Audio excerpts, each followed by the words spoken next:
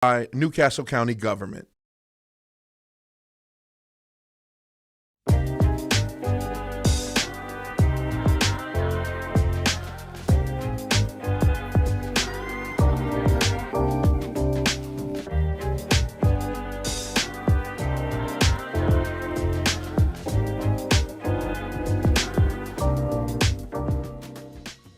Hi, I'm Kerwin Gaines. Welcome to The Agenda. Welcome to our new set of The Agenda. This week, we invited Governor John Carney to be our guest, but he invited us to Kirkwood Park to pick up litter. It's one of his pet peeves. We're going to learn so much about the governor this week as we walk through Kirkwood Park along with Delaware Department of Transportation and the Goodwill Services to help them pick up litter and beautify Delaware. And now, enjoy this candid conversation with Delaware's governor, Mr. John Carney.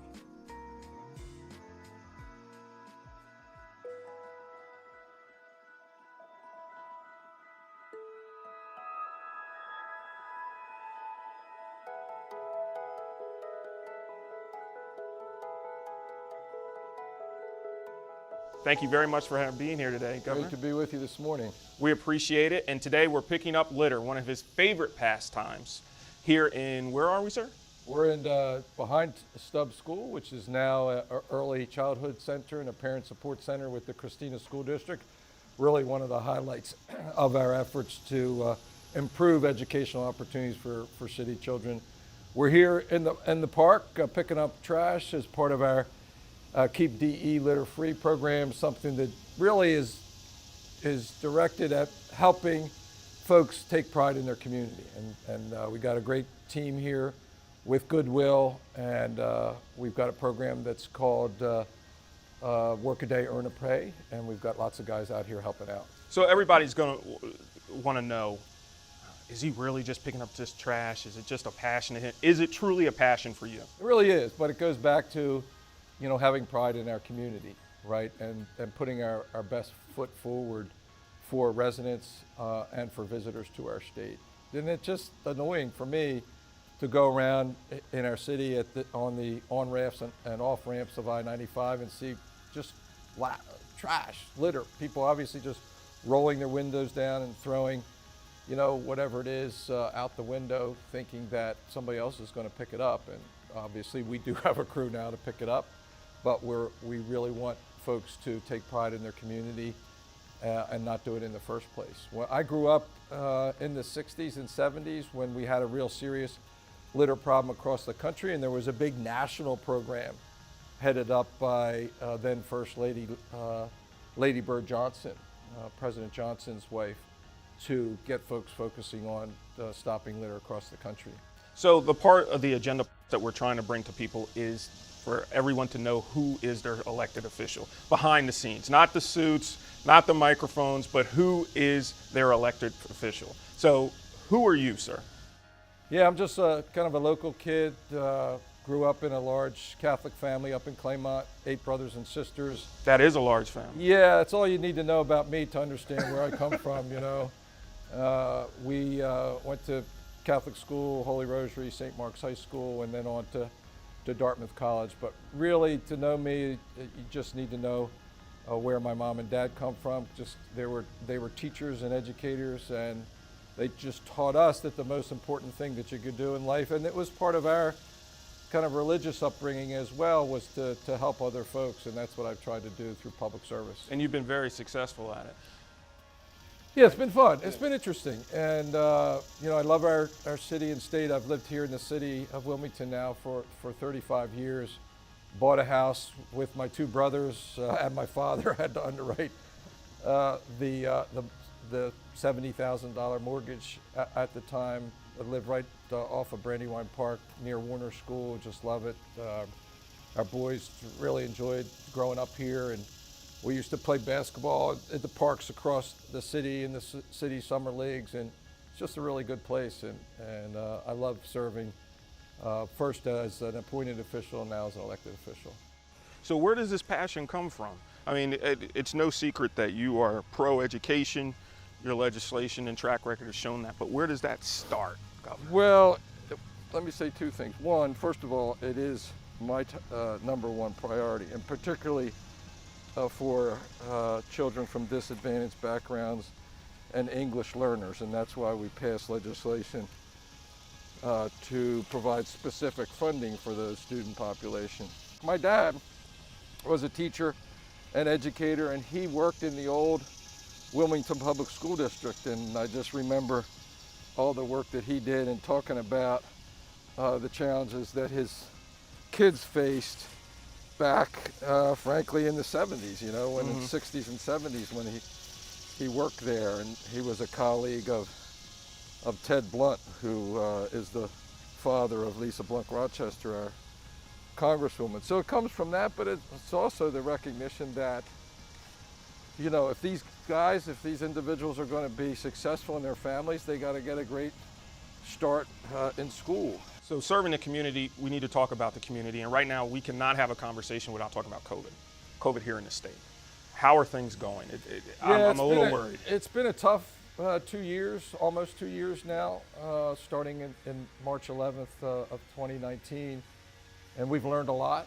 I think we've made good progress. We've got a great public health team. We've got great partners with the hospitals, with physicians, with community folk. Initially, it was to sort out how to shut things down, right, and do it in a way that didn't harm our economy, or at least protected it to the extent possible, protect workers. We did that mostly with federal money that was made available. And thanks to our congressional delegation for the support there, we were able to help hospitality industry, which was really knocked back on their knees as they had to close their establishments. We did things to help them get some revenue. We supported with the federal money employees and with the Paycheck Protection Program. Then we got better as the summer months of 2019 evolved, went back into a bad surge in the winter months, and then we thought we were clear as vaccinations were flowing into people's arms in 2021. And so gradually we're getting more people vaccinated. We've met the president's goal of getting over 70% of eligible Delawareans vaccinated by July 4th. But there's still, so people that are 65 and older, overwhelmingly vaccinated, over 90%. Young adults, not so much, under 50%. Communities of color, our Hispanic community vaccination rates are higher than the white vaccination rates. Vaccination rates for African American population, not as good. And it's mostly around the young adults. So older African Americans, Hispanics, whites, they're all pretty much vaccinated at high rates. It's really that young adult population we have to focus on. Our real focus now is getting children back in school, kind of as we speak, here in the end of August, early September. Get them back in school safely, wearing masks, protecting teachers and staff and the children themselves. And that's really our next focus as we continue to bring people and the economy back online. It's pretty much back online. We have a real challenge in getting workers, as we heard from our partners at Goodwill this morning.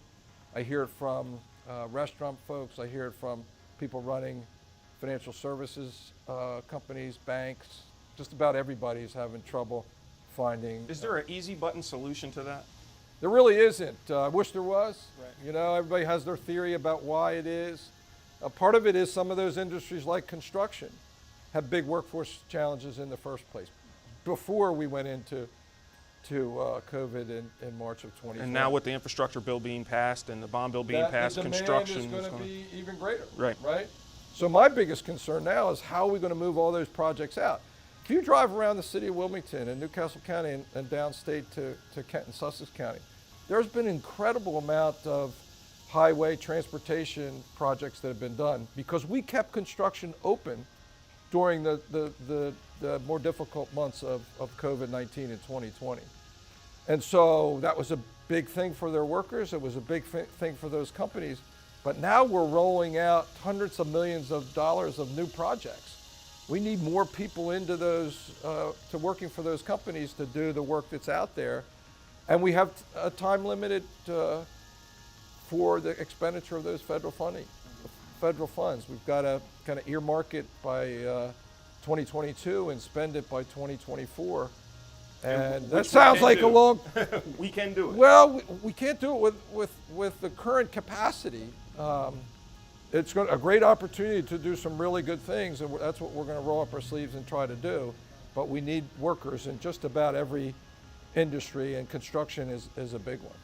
So we work here with Howard High School, and the Votech high schools in particular, in a program that we call Pathways. So construction is one of those pathways, getting young people, teenagers, high school students interested in the kind of jobs where there's a real great demand. And helping them with the job placement once they complete the program. All of that, right. The skills development, the job placement, the Pathways program, they have kind of internships or apprenticeships in these companies so that they can, while they're sitting at their desk at Howard, be going out into these employment centers and getting real on-the-job experience. Well, this is what people need to know. Who is John Carney? And programs like this and ensuring that they are functional and helping people out in Delaware and employers out in Delaware, that's what people want to know. So you're no stranger to the classroom yourself or working with folks. You were a coach prior to this, right? I coached in college and high school. And which is where, when I was at the University of Delaware coaching, which where I got my master's degree and really got the focus on government service, which really wasn't something that I had looked at prior to that. So how did that start? I was reading in and researching. So I was, I wanted to be a football coach and lacrosse coach, and I was doing it at the University of Pennsylvania and looking for what they call a grad assistantship. So they're graduate students that help the coaches, and it wasn't working out to get that at Penn, so I looked at other places, Boston College, Syracuse, and ultimately was offered a job at Boston College and decided that I wanted to come back to Delaware, and so I called Tubby Raymond up, and the great Tubby Raymond. Great Tubby Raymond, and he said, "Yeah, we've got a spot for you." And so I worked there for 4 seasons, and got my master's degree in public policy and public administration, and then eventually, when I was working for Joe Biden, actually, I had to decide whether to keep coaching or not, Yeah. Now I understand that you have 2 sons. I know that you're proud of them. And that age group, what would you say to any child or young adult that has not been vaccinated around that age group to get vaccinated? What is the encouragement that you can give? Yeah, there's not one. I think the challenge is there's not really one specific message that resonates with each one, right? Each person, and our approach is to respect everybody with where they are, right? If you try to tell them that they need to get it for a reason that doesn't resonate with them, then you're not going to be successful. So trying to individually sort out what their hesitancy is all about. Is it that they just haven't had time, they don't want to think about it, they're thinking about other stuff, which folks my son's age, that's kind of way they work their way through things. Maybe it's something that they've read on the internet. There's all kinds of misinformation out there. There's a big one with young women about fertility and all that, all of which have been debunked by science. And so just trying to figure out where folks are and trying to get a message out that it's not always just about you, it's about others, our economy, your future, the future success of businesses in our state, your ability to go out and do things like you did prior to COVID hitting in early 2020, and whatever it is. One of the things that we know is that people listen to their primary care healthcare provider. There's a level of trust there. There's that level of trust, and it's confidential. And so I think that's, if you think about the breakdown of where we are in the subgroups that aren't vaccinated, you're talking about a population. Like I ask my folks all the time, what did we do to make vaccination rates for the Hispanic community accelerate like they did and pass others, the total population of our state? Something, I don't know, but I think it was something, I think it was part of the social networks, right? One of the things that we learned in the lower part of our state was that the older folks in the household, so grandma, grandpa, weren't taking their opportunity to get a vaccine because others in the household weren't yet eligible. And this is what we hear somewhat anecdotally. There's not a study to that effect. But so once those other subgroups started to open up, we started to see those rates accelerate. Now, obviously, there are children under 12 years old that aren't eligible to be vaccinated yet. We're hoping that that happens soon, particularly as it relates to bringing children back in school. The vaccination rates for 12 to 17-year-olds, very strong. In fact, almost overcoming or passing by the young adults who have been eligible for a longer period of time. Most of that we expect is because of parental guidance. And you brought up before about the on-ramps and off-ramps here in the state. And gosh, it's terrible. What's and going what on? happens clearly is, and so you might have seen the sign, people drive up and oftentimes there's a light there and they'll just roll down their window and throw their whatever fast food thing out. And so we do a lot of work around that. I want to put signs up there so people will see, the message before maybe they do that. So, and there are other places, we go out. We've done big sweeps here through the Eastside, and you can just tell when there's a couple vacant lots. People just dump a lot of stuff in these vacant lots, and some of it's dumping. It's not really litter. I mean, it's litter to the extreme, I guess. But all could be associated with fines. Yeah. That's not our focus. Our focus really is getting people voluntarily to kind of do the right thing or not do the wrong thing. So what would you say to parents? This is the first week of school for a lot of districts in the state, and it will be over the next couple of weeks. What would you say to parents that are taking their kids back to school or taking their students back to school or worried about that? Yeah, so what I would say to all parents, both the parents who are really energetic about having everybody wear masks and all the protective measures and a little nervous about their little ones getting COVID, is that these protective measures, mostly mask wearing that we've talked about, are geared just for that. One of the things that we've learned through the last almost 2 years now is that wearing a mask is the most protective thing that folks can do. And when you think about it, it's really a small thing compared to closing down sectors of the economy where people lose their jobs. They go. We will not have the federal resources to support businesses like we did in 2020. We used over $1 billion of federal money to support workers, to support businesses that were afloat, just to keep them afloat, so that business owners could pay the rent, so that workers could pay their rent or their mortgage. We had specific programs for that.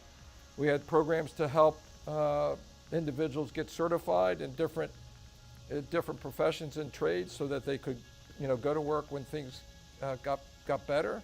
If we want to get better, and everybody does, no matter what their political stripe or how they feel about wearing masks in the short term is the best way to do it. Nobody would be happier than me, more happy than I am, to say, okay, things are good. We don't have the spread in our community that requires folks to take that protective measure if you want to, and some folks will anyway, right? Here's an indication of how successful wearing masks is. We had no flu season last year to speak of. I got a call from one of the hospitals here in town saying that they wanted to alert me to the fact that they had to lay off lots of people. And I said, you got to lay off people right in the middle of a pandemic? The answer was they had no children in the hospital because of flu, because everybody was wearing a mask. An unintended consequence that nobody really thinks about. But what it tells you is it actually works.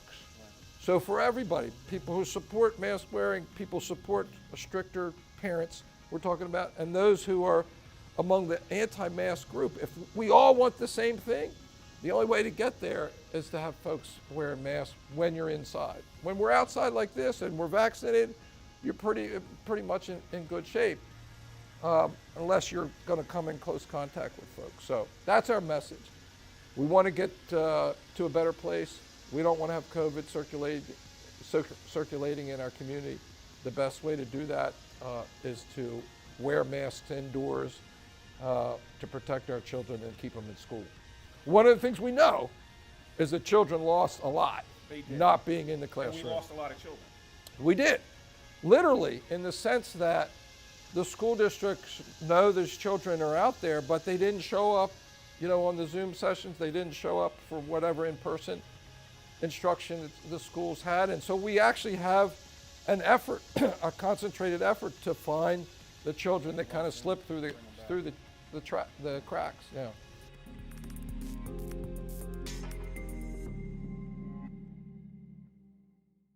Well, what did we learn from Governor Carney this week? We learned that he does not like litter. We also learned that Kirkwood Park is beautiful. So what are we going to do on the agenda?